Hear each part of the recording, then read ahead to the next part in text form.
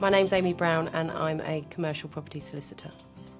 Commercial property is any land or building that's used for business use, so we can grant leases either from the side of the landlord or from the tenant, sale and purchases of commercial property. I also act for clients who are buying property for investment purposes. There's a real sort of broad base of types of transactions that we deal with.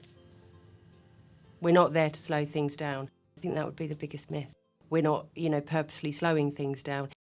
You've got your seller and your buyer, then you're adding in a mortgage lender, and the more people you're adding into it, the slower the progress will be, because the more people you've got to get to answer inquiries, etc.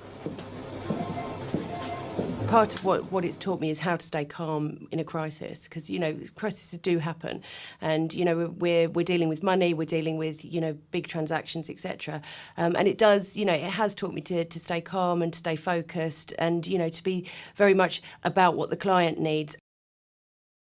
I like to think that I've got a high number of returning clients. I think that I'm approachable and that my clients are able to understand things, and that I can break it down for them so that the transaction is understandable.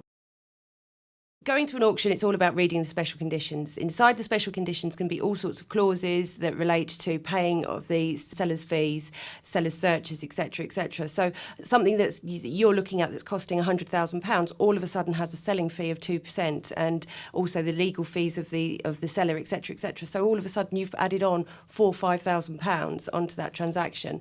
And also understanding the transaction. Lots of people don't get advice before going to an auction, and never buy on impulse. Never ever buy on impulse. What might look okay in a picture, when you actually get there, is not the same. Top tips I would give is make sure you understand the property and the transaction that you are doing. And it is easy to get swept away because everything's busy. There's always a load of pressure to get completion and to move forward on a transaction. But you need to understand it. You need to understand the property you're buying or leasing. You need to understand it from the aspect of the actual building itself, so using a surveyor, through to obtaining searches. And quite a lot of time people want to save money, but it's not about saving money in the short term. It is about getting the right advice and making sure that you understand the transaction completely before you proceed to completion. Girlings really do consider their clients, they also consider their staff, and that, I think, promotes a really good business.